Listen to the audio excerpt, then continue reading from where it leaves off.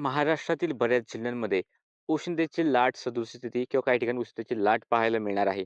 नमस्कार, मी किरण वाघमारे. तुम्ही पाहतात किरण वाघमारे यूट्यूब चॅनल आणि हवामान अंदाज फेसबुक पेज.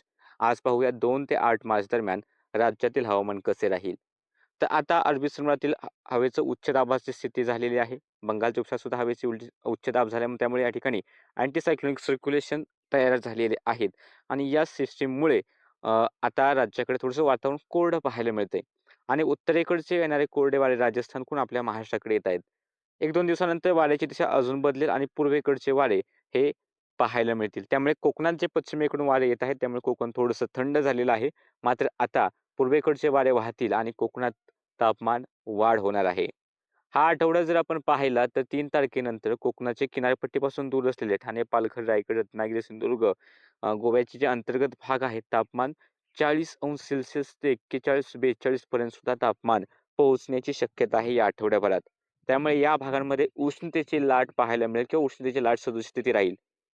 हेच तापमान किनारपट्टीच्या भागांमध्ये जर पाहायला गेलं, तर साधारणतः 35 ते 37 किंवा 38° पर्यंत जाईल. म्हणजे किनारपट्टीला सुद्धा उष्णतेची लाट किंवा उष्णतेची लाट सदृश स्थिती पाहायला मिळेल. हवामान विभागाने कोकणामध्ये 3 तारखेच्या पुढे उष्ण आणि दमट वातावरण राहण्याचा अलर्ट दिलेला आहे. हे तर झालं कोकणाचं. कोकणात आठवडाभर ही स्थिती राहणार आहे. तर राज्याच्या अंतर्गत भागांमध्ये सुद्धा तापमान आता 35-36 पर्यंत पोहोचलेलं आहे.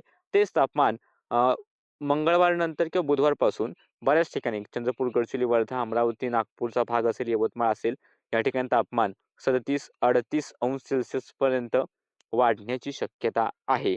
तर सोलापूर, धाराशिवच्या दक्षिण भागाकडे सुद्धा तापमान 37-38° पर्यंत पोहोचेल.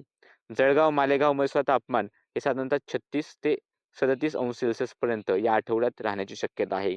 तर राज्याच्या इतर भागांमध्ये सुद्धा बऱ्याच ठिकाणी तापमान 36° किंवा काही ठिकाणी 36° पेक्षा जास्त राहण्याचा अंदाज हा दिसतोय. ही स्थिती बेळगाव, बागलकोट, विजापूर, गुलबर्गा, बिदर या ठिकाणी सुद्धा राहील. याही ठिकाणचं तापमान हे वाढणार आहे. म्हणजे राज्याच्या सर्वच जिल्ह्यांमध्ये तापमानात वाढ अपेक्षित आहे. पावसाचा अंदाज बोलायचं झालं तर या संपूर्ण आठवड्यात पावसाची कसलीही एक शक्यता नाही.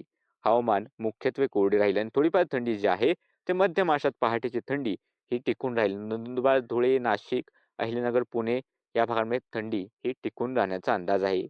बाकी सध्याच्या अपडेटमध्ये इतकंच. असेच हवामानाचे अंदाज पाहण्यासाठी चॅनलला सबस्क्राईब करा, पेजला फॉलो करा.